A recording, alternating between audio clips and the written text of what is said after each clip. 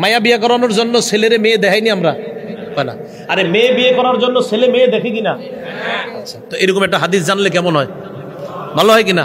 আচ্ছা, মুসনাদে আহমদ 5 নম্বর খণ্ড 424 নম্বর পৃষ্ঠা রাসূলুল্লাহ সাল্লাল্লাহু আলাইহি সাল্লাম বলেন, ইদা খাতাবা আহাদুকুম ইমরাআ, তোমাদের কেউ যখন কোনো নারীকে বিয়ের প্রস্তাব দেয়, প্রস্তাব দেওয়ার পর কথা পাকাপাকি যখন হবে, হ্যাঁ আমাদের মেয়েটাকে দেখতে আসতে পারেন। আবার তোমাদের কেউ যখন কোনো নারীকে বিয়ের প্রস্তাব দেয়, দেওয়ার পর ফালা জুনাহা আলাইহি আইয়ানজুরা ইলাইহা, ওই ছেলের জন্য প্রস্তাবকৃত মেয়েটাকে দেখা কোনো গুনাহ না।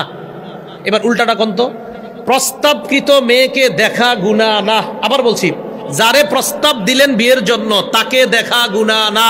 তাহলে বিপরীত দিকে যদি প্রস্তাব দেওয়া না সারা রাস্তাঘাটে দেখেন, রাসূল বলছেন তোমাদের কেউ যদি কোনো নারীকে বিয়ের প্রস্তাব দেয়, ফালা জুনাহা আলাইহি আইয়ানজুরা ইলাইহা, তাকে দেখা ওই ছেলেটার জন্য গুনাহ না। নবী বলে দিয়েছেন কেন? কারণ সে তো বিয়ে করার জন্য প্রস্তাব দিয়েছে, তাই কিছু সময়ের জন্য তাকে দেখা যায়।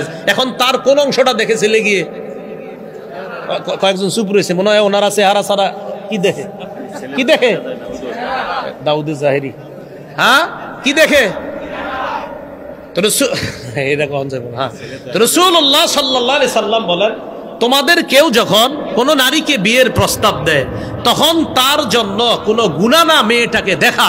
তার মানে প্রস্তাব ছাড়া মেয়েটাকে দেখা গুনাহ, প্রস্তাব দিলে কিছু সময়ের জন্য দেখা যেহেতু জায়েজ, অন্য সময় তাকে দেখা গুনাহ। তো অন্য সময় একটা মেয়ে রাস্তাঘাটে চললে সাধারণত কোন অংশের দিকে পুরুষদের নজর যায়? চেহারা, অতএব চেহারা ঢাকতে হবে। রাসূলুল্লাহ সাল্লাল্লাহু আলাইহি সাল্লাম স্পষ্ট বললেন, তোমাদের কেউ কোনো নারীকে বিয়ের প্রস্তাব যদি দেয় সেই নারীকে দেখলে গুনাহ নাই। তাহলে বোঝা যায় প্রস্তাব ছাড়া রাস্তাঘাটে এখানে সেখানে কোনো মেয়ে যার সাথে পর্দা করা ফরজ, তার চেহারার দিকে তাকানো পুরুষের জন্য হারাম। আলোচ্য বিষয় থেকে আমরা বুঝলাম কোরআনের আয়াত আর হাদিসগুলা প্রমাণ করে নারীরা পর্দা করবে চেহারা সহ না চেহারা সারা? খুব মনোযোগ সহকারে বুঝবো। সূরা নিসার 1 নম্বর আয়াত, নারী পুরুষ 2 শ্রেণী। সূরা আহজাব 36 নম্বর আয়াত, নারী পুরুষ মুমিনরা ওয়াদাবদ্ধ, আল্লাহ আমদার কথাও মানবো, নবীর কথাও মানবো। সূরা আহজাব 33 নম্বর আয়াত, আল্লাহ বলছে নারীরা তোমরা ঘরে থাকো। সূরা আহজাব 59 নম্বর আয়াত, আল্লাহ বলছেন নারীরা যখন ঘর থেকে বের হবে তখন তারা পর্দা করে বের হতে হবে। ইবনে আব্বাস বলছেন এর পর্দার অর্থ হলো চেহারাটা মাথার উপর থেকে ঢাকবে। সূরা নিসা 53 নম্বর আয়াত, আল্লাহ বলছেন তোমরা মাদের কাছে, নবীর বিবিদের কাছে কিছু চাইলে পর্দার আড়াল থেকে তোমরা চাও। সূরা নূরের 31 নম্বর আয়াত, আল্লাহ বলেছেন নারীরা যেন বক্ষ গ্রীবা দেশে তাদের পর্দা করে। সূরা নূরের 31 নম্বর আয়াত, আল্লাহ বলছেন তারা যেন তাদের সৌন্দর্য প্রদর্শন না করে, হ্যাঁ এমনি প্রদর্শন হয় যেটা, সেটা হলো তাদের কাপড়। সূরা নূরের 31 নম্বর আয়াত, আল্লাহ বলেন নারীরা যেন তাদের পা সজোরে নিক্ষেপ না করে, এতে তাদের গোপন অঙ্গ প্রদর্শন হওয়ার সম্ভাবনা। এখান থেকে প্রমাণ হয় তারা কিছু প্রদর্শন করতে পারবে না। সহিহ বুখারী 4758 নম্বর হাদিস করেছেন।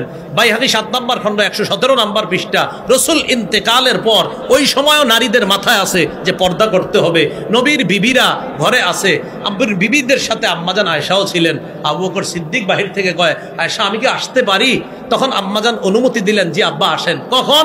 যখন নবীর অন্য বিবিরা পর্দা করেছেন তখন। এখান থেকে বোঝা যায় পর্দা করতে হবে। সহিহ বুখারী 4141 নম্বর হাদিস, আম্মাজান হার হারিয়ে ফেললেন, এক সাহাবী আসছে ইন্না লিল্লাহ পড়ছে, সাথে সাথে উইঠা নিজের চেহারাটা ঢাইকা নিছে। এখান থেকে বোঝা যায় চেহারা ঢাকতে হবে। সহিহ বুখারী হাদিস নাম্বার 4328 নম্বর হাদিস, রাসূল সাল্লাল্লাহু আলাইহি ওয়াসাল্লাম একবার বললেন আবু মুসা আর বেলালকে সুসংবাদ গ্রহণ করো। লম্বা আলোচনার শেষে উম্মে সালামা পর্দার আড়াল থেকে কয়, ইয়া রাসূলুল্লাহ, হে বেলাল আর আবু মুসা, তোমরা তোমাদের এই মায়ের জন্য বরকতি পানি রেখে দিও। আবু দাউদ শরীফের 2057 নম্বর হাদিস, আম্মাজান আয়েশা কয় আমার কাছে দুধ চাচা আসছে। আমি কই না, আপনি আমার কিসের চাচা? নবী আয়েশা কইছে হ্যাঁ সে তোমার দুধ চাচা। এই বিষয়গুলা থেকে আমাদের কাছে স্পষ্ট। ও মুসনাদে আহমদ 5 নম্বর খণ্ড 424 নম্বর পৃষ্ঠা, তোমাদের কেউ কোনো মেয়েরে বিয়ের প্রস্তাব দিলে তারে দেখতে পারবে। বোঝা গেল সে ছাড়া অন্য যারা আছে ওই মেয়েদের চেহারা দেখা যাবে না। সবগুলা প্রমাণ করে ইনসাফের সাথে ভদ্রতার সাথে বলছি আমরা, পর্দার অর্থ হলো চেহারা সহ নারীরা ঢিলে ঢালা পোশাক পরে তারা পর্দা করবে, এটাকেই শরীয়ী পর্দা বলা হয়। এটাকে কি বলা হয়? শরীয়ী পর্দা। আল্লাহ আমাদের সকলকে যে কথাগুলা শুনলাম বললাম এই কথাগুলা বুঝে শুনে অন্যদের কাছে প্রচার করার তৌফিক দান করেন। সুবহানাল্লাহি ওয়া বিহামদিহি সুবহানাকাল্লাহুম্মা ওয়া বিহামদিকা আশহাদু আল্লা ইলাহা ইল্লা আনতা আস্তাগফিরুকা ওয়া আতুবু ইলাইক। বিসমিল্লাহ।